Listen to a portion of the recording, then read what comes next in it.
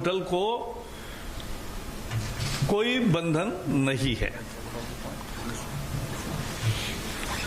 यहां टीवी के लोग हैं, उनको केबल नेटवर्क एक्ट में जो प्रोग्राम कोड है वो उनको फॉलो करना पड़ता है, लेकिन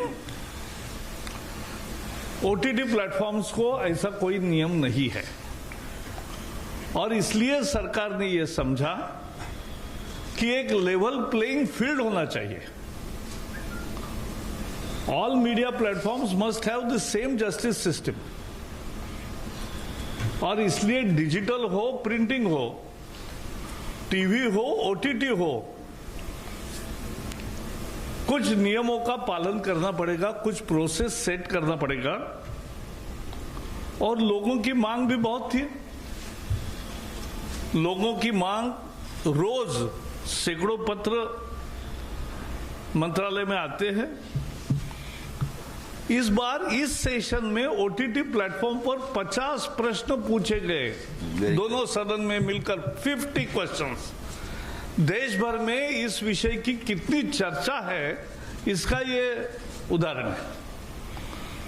और उसके बाद हमने ओटीटी प्लेटफॉर्म्स के साथ दिल्ली, चेन्नई और मुंबई में उन उद्योगों के सभी लोगों को बुला के विस्तृत चर्चा की। मैंने खुद दिल्ली में 2 मीटिंगें बुलाई, और पहले मीटिंग में मैंने ओटीटी प्लेटफॉर्म को कहा कि आप सेल्फ रेगुलेशन बनाओ जैसा टीवी वालों ने बनाया है, लेकिन नहीं हुआ दुर्भाग्य से।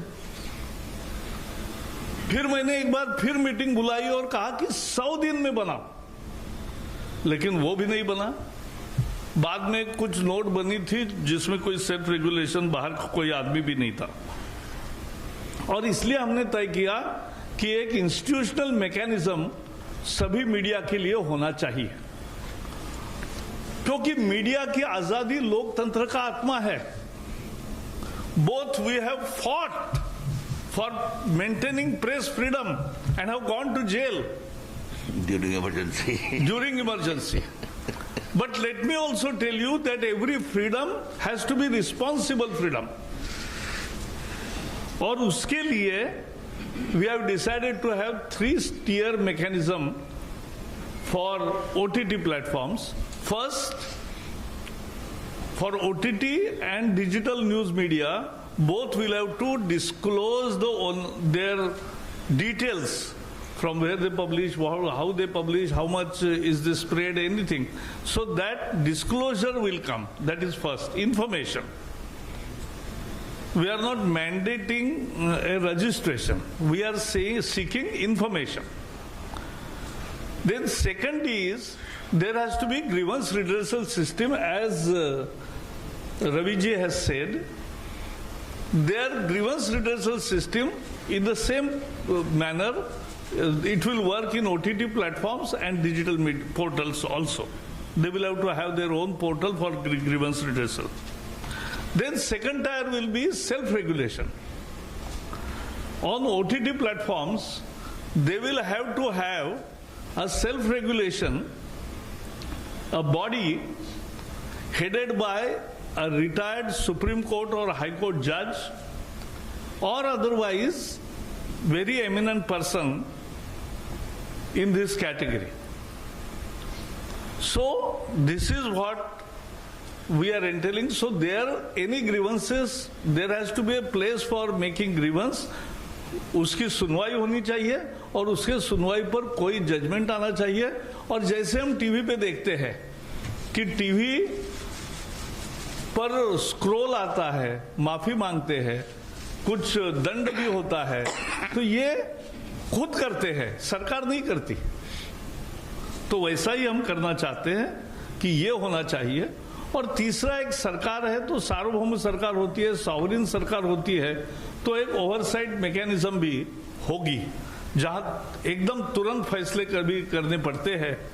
कोई बहुत बड़ा पेंच तैयार हुआ तो ये ओवरसाइट मैकेनिज्म रहेगा।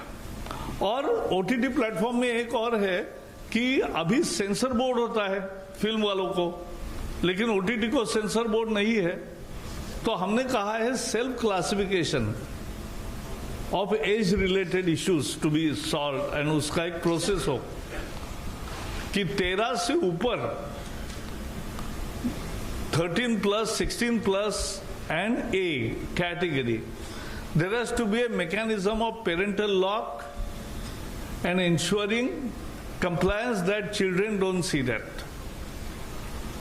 बट बाकी यू सिनी में जो है इससे वहां भी यू क्लासिफिकेशन सेल्फ क्लासिफिकेशन है, लेकिन उसके लिए भी जो कोड सेंसर बोर्ड का है, जो एक एथिक्स कोड है, वो सबको कॉमन रहेगा और इसलिए वो रहेगा। लास्ट में मैं इतना ही कहूंगा कि जो डिजिटल मीडिया पोर्टल्स है उनको भी अफवाह फैलाने का, झूठ फैलाने का यह अधिकार नहीं है, किसी को भी नहीं है। As I said, media freedom is absolute but with responsible, reasonable restrictions, and that is the self restrictions of responsible, that is called responsible freedom. and उस फ्रीडम के दायरे में ये दोनों, और ये कानून एक ही है, आईटी का जो एमआईटी का कानून है उसी के अंदर जो बिजनेस रूल बदले मोदी जी ने, और ये जो कंटेंट वाला मुद्दा है खासकर मीडिया का और ओटीटी और डिजिटल मीडिया, इसका आईएनबी एडमिनिस्टर करेगी। बाकी जो इंटरमीडिएट प्लेटफॉर्म्स है उस पर का संज्ञान आईटी मिनिस्ट्री पहले जैसे कर रही है वैसे ही करेगी। बस मुझे भी इतना ही कहना है।